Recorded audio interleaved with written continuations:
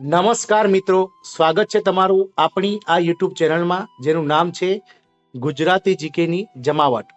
મિત્રો, આજના વિડીયોમાં આપણે વાત કરીશું નવા વર્ષની શરૂઆતની સાથે સરકારે કેટલાક જે સરકારી નિયમો છે તેમાં જે બદલાવ કર્યા છે તે બદલાવ શું શું છે અને કયા કયા વિભાગોમાં અને કયા કયા વિષયોમાં મિત્રો સરકારે બદલાવ લાવ્યા છે.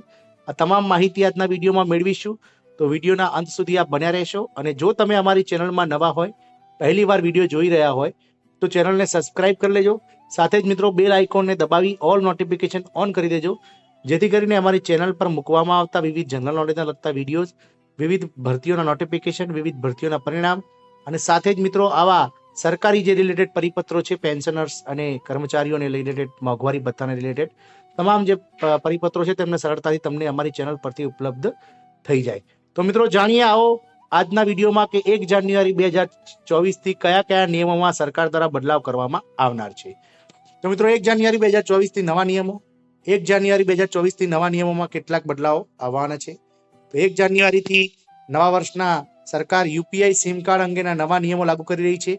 જો તમે પણ મોબાઈલનો ઉપયોગ કરો છો તો તમારે આ નિયમો વિશે જાણવું જોઈએ. 1 જાન્યુઆરી થી મોબાઈલ ફોન યુઝર્સે નવા સિમ કાર્ડ માટે બાયોમેટ્રિક્સ વિગતો આપવી પડશે. આ સાથે ગૂગલ જીમેલ એકાઉન્ટ અને પર્સનલ જીમેલ એકાઉન્ટ પર નવા નિયમો પણ લાગુ થશે. મિત્રો જાણીએ જૂના યુપીઆઈ થી પેમેન્ટ કરી શકશે નહીં 1 જાન્યુઆરી 2024 ના નવા નિયમો.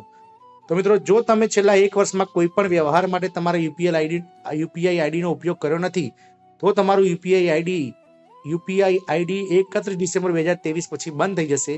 આ ઓર્ડર સરકાર દ્વારા પેટીએમ, ફોન પે અને ગૂગલ પે જેવા તમામ યુપીઆઈ પ્લેટફોર્મને આપવામાં આવ્યો છે. સરકારે લોકોની સુરક્ષાને ધ્યાનમાં રાખીને આવો નિર્ણય લીધો છે. બીજો નિયમ છે મિત્રો નવા સિમ કાર્ડ માટે નવા નિયમો.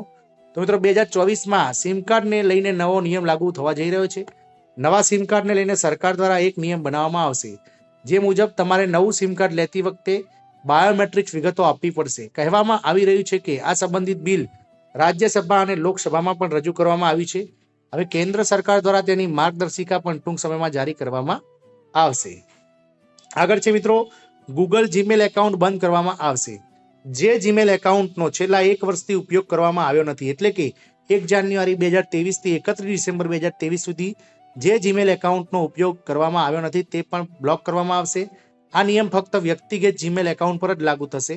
નવા નિયમો રેગ્યુલર અને બિઝનેસ એકાઉન્ટ પર લાગુ પડતા નથી. આ કિસ્સામાં જો તમે તમારું જૂનું જીમેલ એકાઉન્ટ વાપર્યું નથી તો તમારે તેને સક્રિય રાખવું જોઈએ. મિત્રો નેક્સ્ટ નિયમ છે મિત્રો બેંક લોકર કરારના નિયમમાં ફેરફાર. રિઝર્વ બેંક ઓફ ઇન્ડિયા એટલે કે આરબીઆઈ દ્વારા 2024ની અંદર લોકર કરારના નિયમોમાં પણ ફેરફાર કરવામાં આવશે.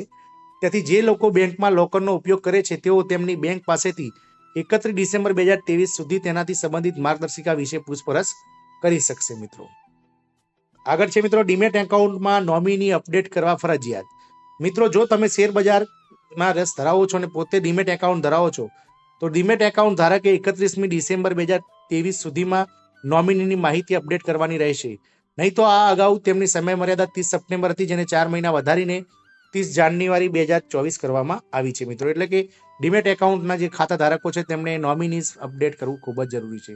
તો મિત્રો સિમ કાર્ડ્સ, જીમેલ એકાઉન્ટ્સ અને યુપીઆઈ તેમજ જે આપણે વાત કરી ડીમેટ એકાઉન્ટ્સને લઈને સરકારે જે છે તે નવા નિયમો 1 જાન્યુઆરી 2024 થી એટલે કે આજના દિવસથી મિત્રો લાગુ પાડી દીધા છે. જો તમારે પણ આમાંથી કોઈ નિયમ લાગુ પડતો હોય અથવા તો તમે આમાંથી કોઈ વસ્તુ તમારા અંદર આવતી હોય તો તમે તેને સક્રિય કરવા માટે તાત્કાલિક જે છે તે તમે જે તે સંબંધિત ઓફિસનો સંપર્ક કરી શકો છો. મિત્રો આશા રાખીશું કે આ વિડીયો આપણને ગમ્યો હશે, અને જો તમને આ વિડીયો ગમશે તો તમે તમારા મિત્રો સાથે શેર કરશો તેવી આશા સાથે જય હિન્દ, અસ્તુ.